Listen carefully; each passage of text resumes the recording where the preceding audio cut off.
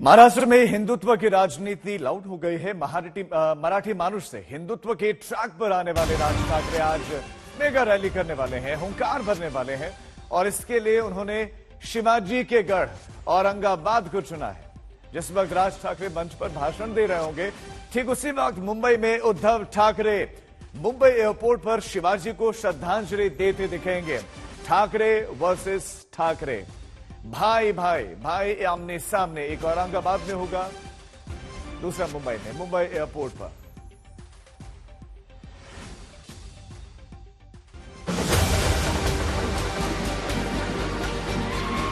मी धर्मांध नाही आहे, मी धर्माभिमानी आहे। दादागिरी करून याल तर दादागिरी कशी मोडायची ते सुद्धा आम्हाला शिवसेना प्रमुखांनी हिंदुत्वाच्या व्याख्यात समजून सांगितलं आहे। भाई भाई का झगड़ा है ना, तो मिठा के मिला दो लोगों को।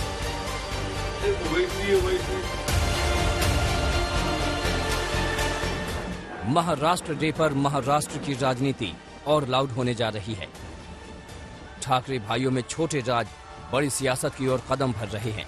इसका आगाज शिवाजी की नगरी औरंगाबाद से कर रहे हैं।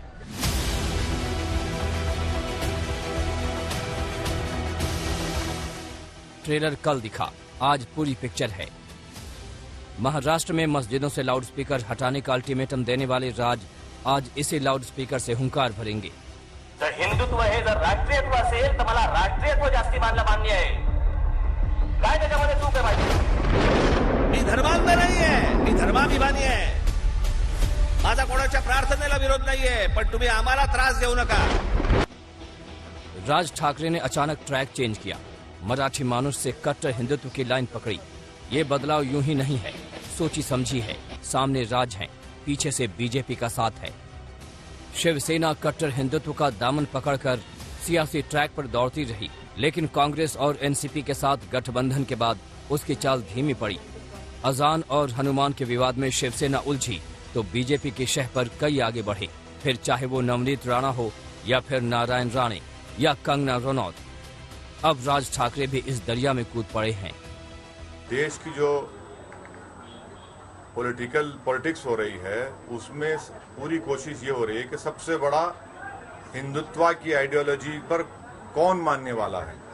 तो उसमें कांग्रेस भी रेस में है, भाजपा है, शिवसेना है, आप पार्टी है, एनसीपी है, समाजवादी पार्टी है। सब ये दिखाना चाह रहे हैं कि हिंदुत्व आइडियोलॉजी में हम सबसे आगे हैं। तो वो कंपटीशन हो रहा है उसका। मेरे बाप का नाम ओवैसी है, अब्बा का नाम ओवैसी है। अब संजय रावत ऐसा क्यों बोल रहे मेरे को नहीं मालूम। उनको नहीं बोलना चाहिए ऐसा, उनको ऐसा नहीं बोलना चाहिए। ईद के माहौल में राज ठाकरे की रैली से ओवैसी भड़के हुए हैं। ओवैसी अपनी पार्टी के सांसद की इफ्तार पार्टी में औरंगाबाद पहुंचे। इस मौके पर उन्होंने उद्धव सरकार के साथ साथ बीजेपी को भी घेरा। मुझे लगता था कि ओवैसी सिर्फ मुसलमानों में है और एमआईएम से मुसलमानों में है, लेकिन एम का मतलब यहाँ कुछ और ही दिखता है। हिंदू समाज में भी कुछ ओवैसी निर्माण हुए हैं, एमआईएम निर्माण हुए हैं, और वो महाराष्ट्र में इस प्रकार का धार्मिक विद्वेष फैलाकर बीजेपी को मदद करना चाहते हैं। मेरे बाप का नाम ओवैसी है, अब्बा का नाम ओवैसी है। अब संजय रावत ऐसा क्यों बोल रहे मेरे को नहीं मालूम। उनको नहीं बोलना चाहिए ऐसा, उनको ऐसा नहीं बोलना चाहिए। मैं इतना ही कहूंगा, उनको ऐसा नहीं बोलना चाहिए संजय रावत। ऐसा है ना, संजय रावत तो उस घराने से ताल्लुक है उनका, वो जिम्मेदार आदमी है। अब संजय रावत अगर अपने लीडर के घर का फ्रस्ट्रेशन मेरे पे क्यों निकाले, मेरे को उससे क्या करना है। वो भाई भाई का झगड़ा है ना, तुम बिठा के मिला दो। महाराष्ट्र में 26% मराठी आबादी है, जबकि 64% में उत्तर भारतीय, गुजराती और दूसरे हैं। राज ठाकरे अपनी सियासी जमीन तलाश रहे हैं।